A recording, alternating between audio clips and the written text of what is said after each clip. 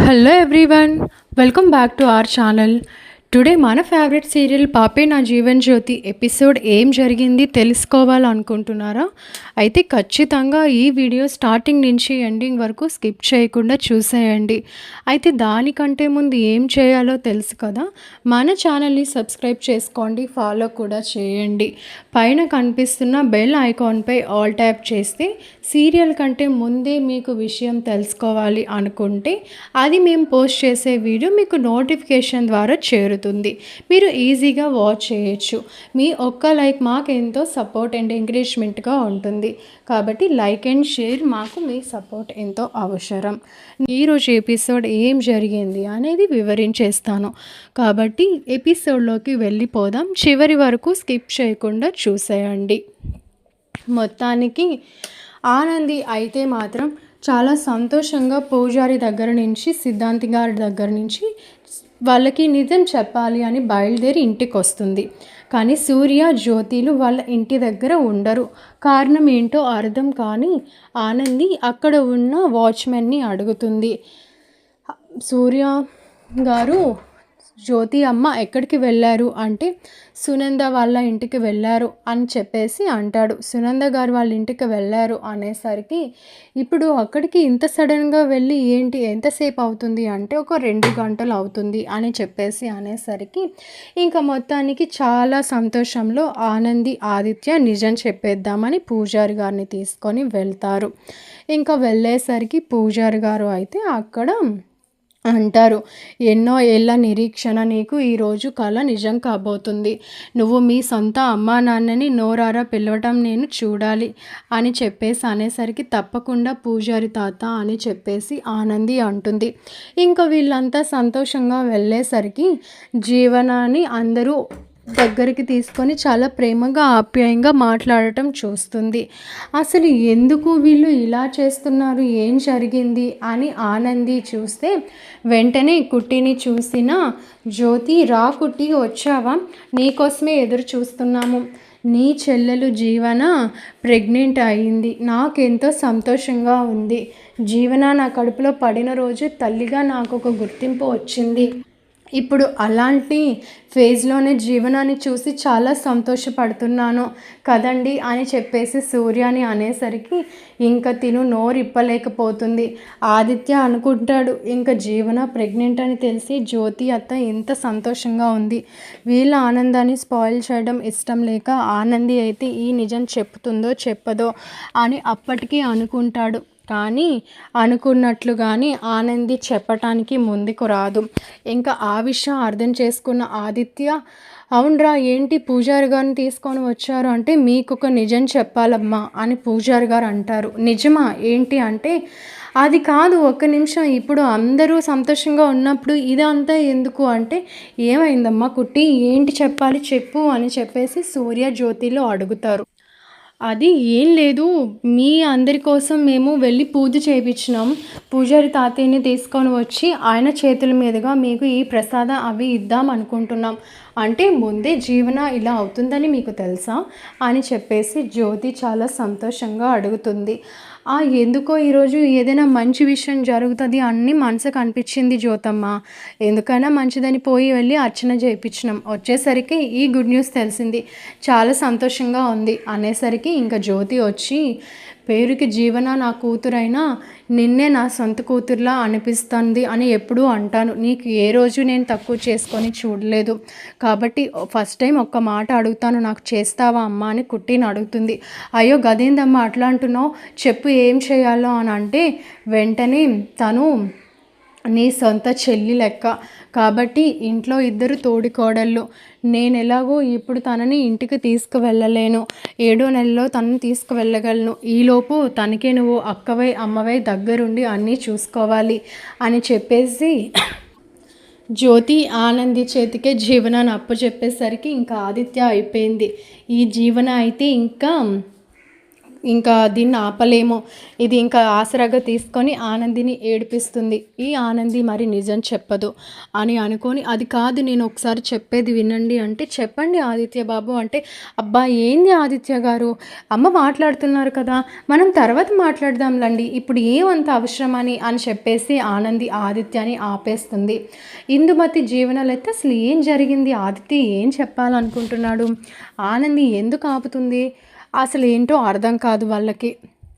ఇంకా మొత్తానికి వెంటనే కుట్టి అయితే మాత్రం ప్రామిస్ చేస్తుంది, లేదు మీరు చెప్పినా చెప్పకున్నా జీవనాన్ని నా కంటికి రెప్పలా చూసుకుంటాను, మీరు ఆ విషయంలో అస్సలు భయపెట్టుకోకండి జ్యోతమ్మ అని చెప్పేసి అనుకుంటుంది.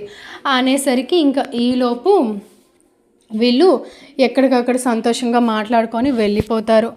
ఇంకా జీవన అయితే ఏ ఆనంది ఆగవే అని చెప్పేసి, ఏంటి ఏదో చెప్తాను అని ప్రయత్నిస్తున్నారు, ఏంటి విషయం అంటే, అది నీకు చెప్పాల్సిన అవసరం లేదు, ఎనీవే కంగ్రాచులేషన్స్ అంటే, నీ బోడీ కంగ్రాచులేషన్స్ ఎవరికి కావాలి, నేను అనుకున్నది అనుకున్నట్టుగా జరుగుతుంది కాబట్టి చూస్తూ ఉండు. ఇప్పుడు కూడా అత్తయ్య గారు అన్నారు కదా, ఈ జనరేషన్లో వారసుడు రావాలని చూస్తున్నాను అని, అంటే నీకు వారసుడు లేదు, నిన్ను కొడుకు కూతురు పుట్టినా అసలు మిమ్మల్ని ఆవిడ కన్సిడర్ కూడా చేయట్లేదని, నీది ఒక జన్మేనే, అయినా అసలు నువ్వు తల్లి కాగలవా, నీకంటే వెనుకున్న నేను చూడు అమ్మనయ్యాను, ఇంకా నాకంటే అదృష్టవంతురాలు మరొకరు తుండరు అని చాలా హీనంగా ఆనందిని మాట్లాడి జీవన అక్కడి నుంచి వెళ్ళిపోతుంది. ఇంకా వెంటనే అది చూసిన ఆదిత్య కోప్పడతాడు ఆనంది పైన. ఆనంది వచ్చి, ఏంటండి ఏం తినలేదు, అసలు వేసుకోండి పప్పు వేసుకోండి కర్రీ వేసుకోండి అన్నా వేసుకోవట్లేదు అంటే, అసలు ఇట్లా ఎలా ఉండగలుగుతున్నావు ఆనంది, నువ్వు జీవన నిన్ను అన్ని మాటలు అనింది, అసలు నిజం చెప్పడానికి వచ్చిన నువ్వు ఇలాంటి టైంలో అని ఎలా ఆగిపోతావు, తను నీకు ఎంత అన్యాయం చేయాలని చూసింది కాబట్టి నువ్వు నిజం చెప్పేయాల్సింది కదా అంటే, చూశారు కదండి జ్యోతమ్మ సూర్యబాబు ఎంత సంతోషంగా ఉన్నారో, అలాంటిది వాళ్ళ సంతోషంలో నిప్పులు పోయమంటారా అంటే, నీ సంతోషమే తీసేసుకొని తను ఇన్ని సంవత్సరాలు ఇక్కడ డూప్లికేట్ జీవన నీ ప్లేస్లో తను చలామణి అవుతుంది, అది నువ్వు అర్థం చేసుకోకుండా ఇంకా తన కోసం ఆలోచిస్తావేంటి అని చెప్పేసి ఆదిత్య ఆనందితో అంటాడు. ఇంకా వెంటనే ఆనంది, అది కాదు ఆదిత్య బాబు అంటే, నువ్వెన్ని చెప్పినా నేను విన్ను, అయినా నువ్వు తల్లెందుకు అవ్వాలనుకోవట్లేదు ఆనంది అంటే, అదేంటి ఆదిత్య బాబు అలా అంటున్నారు, ఇప్పుడు మీకు ఆ ఆలోచన ఎందుకు వచ్చింది అంటే, జీవన నీతో మాట్లాడిన ప్రతి మాట నేను విన్నాను, తను తల్లి అయినందుకు నువ్వు కాలేనందుకు నిన్ను హీనపరిచి మాట్లాడింది, అసలు నీకేం అనిపించట్లేదా అంటే, అదేం లేదు ఆదిత్య బాబు, మన మధ్య ఎప్పుడు అలాంటి పరిస్థితి రాలేదంతే, ఎప్పుడు చూసినా ఏదో ఒక సమస్యల్లో ఉన్నాము, కొన్నేళ్ళు దూరంగా ఉన్నాము, ఇప్పుడు ఏదో కలిసి ఉన్నాము అంటే మీరు ఆఫీస్ బాధ్యతలు ఇవి టేకప్ చేశారు కాబట్టి మన మధ్య అవకాశం రాలేదంతే, వేరే ఆలోచన ఏమీ లేదు, మీరు మనసులో ఏవేవో పెట్టుకొని బాధపడకండి అని చెప్పేసి ఆనంది ఆదిత్యకి ధైర్యం చెప్తుంది. అయితే ఇది అంతా అవుతుంది. మొత్తానికి నెక్స్ట్ డే అయ్యేసరికి ఇందుమతి నాకెందుకో డౌట్ కొడుతుంది, ఈ పద్మమ్మకి కానీ తెలివి వస్తే ఇంకా మా పని అయిపోయినట్టే, ఇంకా ఈ జీవన ప్రెగ్నెంట్ కాబట్టి ఈ జీవన ఇంకా ఎలాగో ఈ విషయాలు ఏవి పట్టించుకోదు కాబట్టి దానికి టెన్షన్ పెట్టడం కూడా కరెక్ట్ కాదు, నా చేతులతో నేనే పని అవగించేస్తే అయిపోతుంది అని చెప్పేసి ఇందుమతి ఏం చేయబోతుంది, పద్మమ్మ ఉన్న రూమ్కి వెళ్ళి ఒక గుడ్డ తీసుకొని పద్మమ్మని చంపేసే ప్రయత్నం చేస్తుంది. చేసేసరికి ఇంకా ఈలోపు సునంద జీవన కోసం నేను ఒక చిన్న ఫంక్షన్ అరేంజ్ చేద్దాం అనుకుంటున్నాను, మిమ్మల్ని దగ్గర నుంచి వచ్చి పిలుద్దాము అనుకొని వచ్చాను అని అక్కడికి వస్తుంది సూర్యజ్యోతి వాళ్ళ ఇంటికి. అని వచ్చేసరికి ఇంకా ఇందుమతి ఒక్కరితే కనిపిస్తుంది, సూర్యజ్యోతిలు కనిపించరు. సడన్గా డోర్ తీసేసరికి ఇందుమతి పద్మమ్మని చంపేసే ప్రయత్నం చేస్తుంది. ఇంకా సునంద షాక్ అయిపోతుంది, అసలు ఇందుమతి ఎందుకు ఈవిడ్ని చంపాలని చూస్తుంది అని, ఇందుమతి గారు ఏం చేస్తున్నారు అని గట్టిగా అరుస్తుంది. గట్టిగా అరిచేసరికి ఇంకా వెంటనే ఇందుమతి చెయ్యి తగిలి పద్మమ్మ కింద పగిలిపోయి తలకి మళ్ళీ పోయిన గతం గుర్తొచ్చినట్టు తెలివి వస్తుంది. వచ్చేసరికి మీరేంటి ఇక్కడ అంటే, మీరేంటి ఇక్కడ ఏం చేస్తున్నారు, ఆవిడ మొహం మీద ఎందుకు తలగడ అది క్లాత్ వేసేయాలనుకుంటున్నారు అంటే, అయ్యో అదేం లేదు తుడుస్తున్నానంటే, మీరు పని వాళ్ళకి సేవలు కూడా చేస్తారా, నమ్మే మాటలు చెప్పండి, నా కళ్ళనే మోసం చేయాలనుకుంటున్నారు అని చెప్పేసి ఇంకా సునంద నిలదీసేసరికి సునంద గట్టి గొంతు విని సూర్య జ్యోతి వీళ్ళంతా వస్తారు. సునంద గారు మీరు ఎప్పుడు వచ్చారు అనేసరికి 2 నిమిషాలు రావటం లేట్ అయితే ఈ ఇందుమతి గారు ఈ పద్మమ్మని చంపేసేది. అంటే ఏం మాట్లాడుతున్నారు? ఇందుమతి అత్తయ్య పద్మమ్మని చంపేయటం ఏంటి అంటే, నా కళ్ళారా నేను చూశాను. ఆవిడ తలగడ తీసేసి ఆవిడ మొహం మీద వేసేసి నొక్కేయటానికి ప్రయత్నించింది. ఈలోపు నేను పిలిచేసరికి ఆగింది అని చెప్పేసి సునంద అంటుంది. ఇంకా ఈలోపు ఆనంది ఆదిత్య వస్తారు. వచ్చేసరికి మీరేంటి అత్తయ్య ఇక్కడున్నారు అంటే, నేను ఇక్కడున్నాను తర్వాత విషయం, కానీ మీరేంటి ఇలా వచ్చారు అంటే, ఏం లేదు ఒకసారి జ్యోతమ్మతో మాట్లాడి వెళ్దామని చెప్పి ఇటు పని పడింది, వచ్చి ఇలా వచ్చాము. మీరేంటి అంటే, జీవనాకి ఫంక్షన్ ఏదైనా అరేంజ్ చేద్దాం అనుకుంటున్నాను కాబట్టి అది చెప్దామని వచ్చేసరికి ఇక్కడ చూడకూడని కొన్ని దృశ్యాలు చూసానులే అంటే, ఏం చూసారు అత్తయ్య ఏంటి అంటే, అదేం లేదు కుట్టి, సునంద గారు ఈ ఇందుమతి అత్తయ్య పద్మమ్మని చంపేసే ప్రయత్నం చేయబోయారు అని చెప్పేసి చెప్తున్నారంటే, ఇంకా వెంటనే ఆనందికి ఎలాగో వీళ్ళ ఆలోచన తెలుసు కదా ఇందుమతి గురించి, అంత పని చేయబోయిందా, మీరు మారరా ఇంకా అనేసరికి, ఏ కుట్టి ఏమంటున్నావు, నేను ఎందుకు చంపాలనుకుంటాను అంటే, అయితే మా అత్తయ్య అబద్ధం చెప్తున్నారు అనుకుంటున్నారా, మీ మీద అబద్ధం చెప్తే మా అత్తయ్యకి ఏం కలిసి వస్తుంది అని చెప్పేసి ఇంకా ఆనంది గట్టిగా మాట్లాడుతుంది. వెంటనే సునంద, అదంతా నాకు తెలీదు, నువ్వెందుకు ఈవిడ్ని చంపాలనుకుంటున్నావో నాకు తెలియాలి అనేసరికి ఇంకా వెంటనే పద్మమ్మ, చంపక మరి ఏం చేస్తుంది అని గట్టిగా మాట్లాడేసరికి ఇంకా పద్మమ్మకి తెలివి వచ్చిందనే విషయం ఈ జ్యోతి, సూర్య, ఆనంది వీళ్ళకి అర్థమైపోతుంది.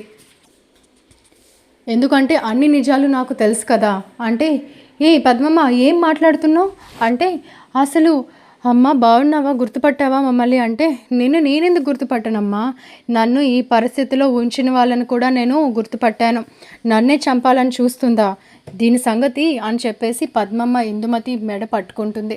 పట్టుకునేసరికి అసలు అక్కడ ఏం జరుగుతుందో సునందకు అర్థం కాదు, సూర్య జ్యోతిలకి కూడా అర్థం కాదు. అక్కడ ఏమైనా తెలిసిన వాళ్ళు ఉన్నారు అంటే అది ఆదిత్య, ఆనంది, పద్మమ్మ మాత్రమే. ఇంకా వెంటనే ఇందుమతి చేయి విడిపించుకుంటుంది. విడిపించుకొని, ఏం చేస్తున్నావు పద్మమ్మ అంటే, ఏం చేస్తున్నానా, ఇన్ని రోజులు నేను ఇలాంటి మంచం పట్టేసి ఇలా ఉండడానికి కారణమే నువ్వు, ఆ జీవన, మీరు చేసే కుట్రలు ఇప్పటికైనా బయటకు పెట్టకపోతే ఆ భగవంతుడు నాకు గతం గుర్తొచ్చే అవకాశం మరొక మారు ఇచ్చాడు. ఇంకొకసారి మీరు నన్ను ప్రాణాలతో ఉంచుతారో లేదో కూడా నాకు తెలియదు, ఉన్నప్పుడే నేను నిజం చెప్పాలి అని చెప్పేసి ఇంకా వెంటనే పద్మమ్మ వాళ్ళందరి ముందు, అసలు ఇందుమతి జీవన శంభు రెండో భార్య కూతురు, అలాగే తను మీ సొంత కూతురు కాదు, ఈ విషయం నాకు తెలుసు అని నన్ను కొట్టి ఈ పరిస్థితిలో నేను స్పర్శ లేకుండా మనుషుల్ని గుర్తుపట్టకుండా బ్రతికుండగానే జీవోత్సవంలాగా నన్ను చేసేశారు. ఈ విషయాలు చెప్పడానికి ప్రయత్నించాలనే నన్ను చంపే ప్రయత్నం చేశారు. ఇప్పుడు గతం గుర్తొస్తే ఎక్కడ నేను మళ్ళీ కుట్టియే మీ అసలైన కూతురు జీవన కాదు అని చెప్తాను అనే భయంతో మళ్ళీ నన్ను చంపే ప్రయత్నం చేస్తున్నారు అని గుండె పగిలే నిజం బయట పెట్టేస్తుంది పద్మమ్మ. ఇంకా అది విన్న సునంద, సూర్య, జ్యోతిలు షాక్ అవుతారు. ఏంటి పద్మమ్మ నువ్వు మాట్లాడేది అంటే, అవును, 7 ఏళ్ల నీ కూతుర్ని మార్చేసి ఈ జీవనాన్ని మీ కూతురుగా పంపించారు. అది ఎవరో కాదు, ఈ ఇందుమతి భర్త శంభు ఉన్నాడు కదా, వాళ్ళ రెండో భార్య కూతురు ఆనందిని భయపెట్టి, నువ్వు మీ అమ్మ నాన్న అనే విషయం చెప్తే వాళ్ళకి జన్మదోషం ఉంది, ప్రాణగండం ఉంది అని భయపెట్టారు. కాబట్టి ఆనంది అంతలో ఆనందియే జీవనాన్ని తన ప్లేస్లో పంపించింది. తను అనుభవించాల్సినవన్నీ తనకిచ్చింది. అయినా కూడా వీళ్ళు పగ పెట్టుకొని వీళ్ళందరినీ చంపాలని చూశారు. వీళ్ళు చేసిన కుట్రలు ఒకటో రెండో కాదు అన్న విషయం ఇంకా అందరి ముందు పద్మమ్మ బయట పెట్టేసరికి ఇంకా ఇందుమతికి తన ఫ్యూచర్ ఏంటో అర్థమైపోతుంది. ఇంకా ఏదైతే జరగకూడదు అనుకున్నానో అదే జరిగింది అని చెప్పేసి ఇంకా ఇందుమతి భయపడిపోతుంది. ఇంకా వెంటనే జ్యోతి, సూర్యలు ఆ విషయం నమ్మలేకుంటారు.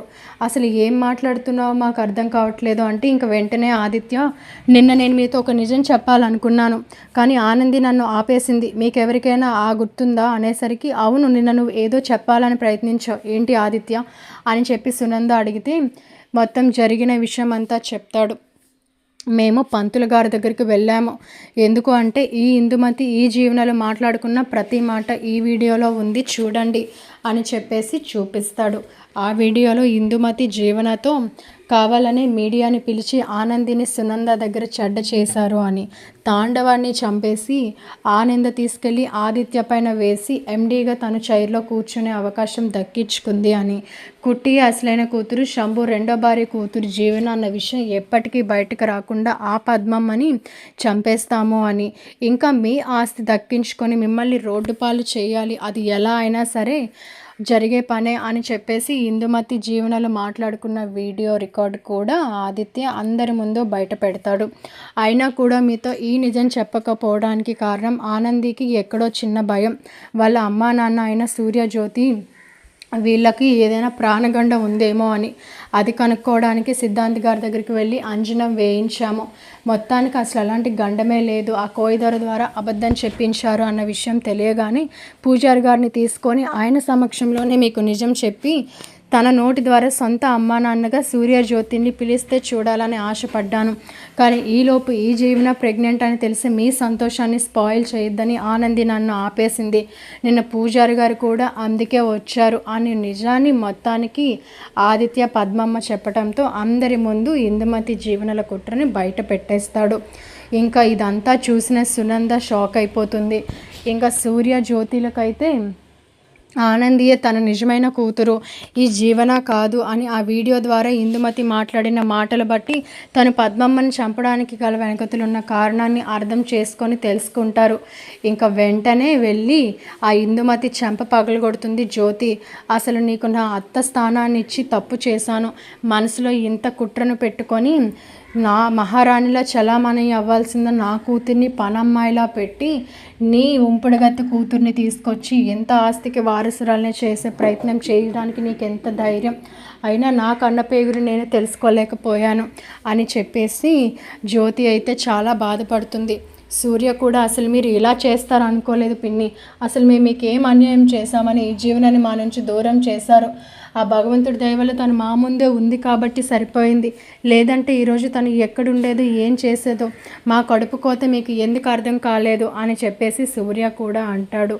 అనేసరికి ఇంకా వెంటనే సునంద అయితే వీళ్ళతో మాటలేంటి, నిన్న అక్కడే చెప్పేది ఉంటే ఆ జీవన సంగతి ఏంటో తేల్చేదాన్ని, తను మీ కూతురు కానప్పుడు నా కోడలు ఎలా అవుతుంది, కాబట్టి ఆనందిని కావాలని నా విషయంలో ప్రతి దాంట్లో చెడ్డదాన్ని చేశారన్న విషయం కూడా నాకు తెలిసింది.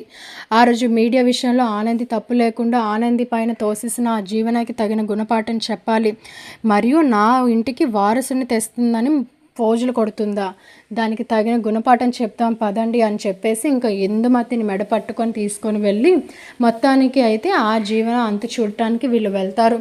వీళ్ళంతా సంతోషంలో జీవన ప్రెగ్నెంట్ కాబట్టి చూడటానికి వచ్చింది అనుకుంటుంది. కానీ వెంటనే ఇంకా ఇందుమతి మొహం చూసిన జీవనకి ఏదో జరగకూడని విపత్తు జరిగింది అని అర్థమవుతుంది. ఇంకా ఏమీ తెలియలేనట్టుగా హాయ్ మామ్ డాడ్ ఎప్పుడు వచ్చారు అనగానే వెంటనే జ్యోతి ఇంకా చెయ్యి చేసుకోకూడదు, కడుపుతో ఉన్నావు కాబట్టి, లేదంటే చంపేసేదాన్ని, నువ్వు మీ పెద్దమ్మ కలిసి ఎన్ని నాటకాలు ఆడారే, నా కూతుర్ని దూరం చేసి నా ప్లేస్లో తన ప్లేస్లో వచ్చి మా ప్రేమ అభిమానాల్ని పొంది ఇంటికి వారసురాల్ని తెస్తానని మమ్మల్ని మభ్యపెట్టి ఈ ఆస్తిని కాజేసే ప్లాన్ చేస్తున్నావా అనేసరికి ఏం మాట్లాడుతున్నావు అమ్మ అంటే, అమ్మ అన్నావంటే చెంప పగలు కొట్టేస్తాను అని చెప్పేసి జ్యోతి చాలా సీరియస్ అయ్యి జీవనకి వార్నింగ్ ఇస్తుంది.